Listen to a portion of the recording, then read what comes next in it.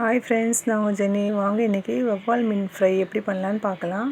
இந்த மீனுக்கு தேவையான மசாலா பார்த்திங்கன்னா, குழம்பு மிளகாத்தூள் 2 ஸ்பூன் போட்டுக்கிட்டேன், காஷ்மீரி மிளகாய் பொடி அது 1 ஸ்பூனு, அப்புறம் பார்த்திங்கன்னா ஒரு அரை டீஸ்பூன் தனியா பவுடர் போட்டுக்கிட்டேன், அப்புறம் வெறும் மிளகாத்தூள் சில்லி பவுட்ரு அது ஒரு 1/2 ஸ்பூன் போட்டுக்கிட்டேன். இது கூடவே பார்த்திங்கன்னா 2 டீஸ்பூன் ஆயில் போட்டுக்கோங்க, தேவையான அளவு உப்பு.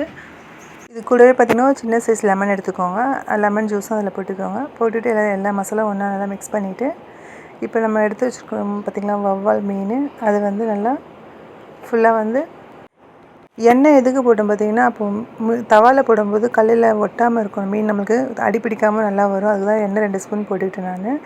இதுக்கு இஞ்சி பூண்டு பேஸ்ட்டு கூட போடலாம், ஆனால் இப்போ நான் போடல. உங்களுக்கு வேணால் நீங்கள் போட்டு பண்ணுங்கள். அது போட்டாலுமே அதுவும் தனி ஃப்ளேவர் நல்லாயிருக்கும். அதுவும் இப்படி பண்ணாலும் உங்களுக்கு டேஸ்ட் நல்லாயிருக்கும். மீன் ஒன்றும் தனித்தனியாக ஒட்டாமல் வரும் உங்களுக்கு.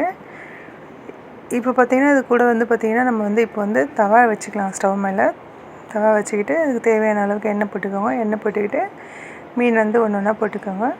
போட்டுட்டு இதுக்கு மேலே பார்த்திங்கன்னா நல்ல ஃப்ளேவருக்காக கருவேப்பிலை கொஞ்சம் சேர்த்துக்கலாம். சேர்த்துக்கிட்டு லோ ஃப்ளேம்லேயே வச்சு நீங்கள் ஃப்ரை பண்ணுங்கள். மீன் அடி பிடிக்காமல் நல்லா வரும். ஒரு மீன் கூட அடி பிடிக்காது. நல்லா உங்களுக்கு ஸ்லைஸஸாக அழகாக வரும். இது என் ஸ்டைலில் நான் பண்ணுறேன். நீங்களே ஒரு வாட்டி ட்ரை பண்ணி பாருங்கள், நல்லா வரும் உங்களுக்கு. மீன் டேஸ்ட்டும் சூப்பராக இருக்கும்.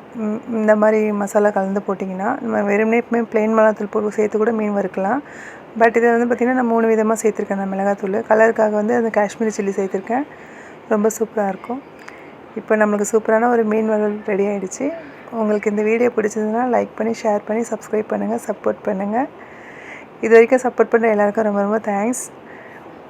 தேங்க்யூ.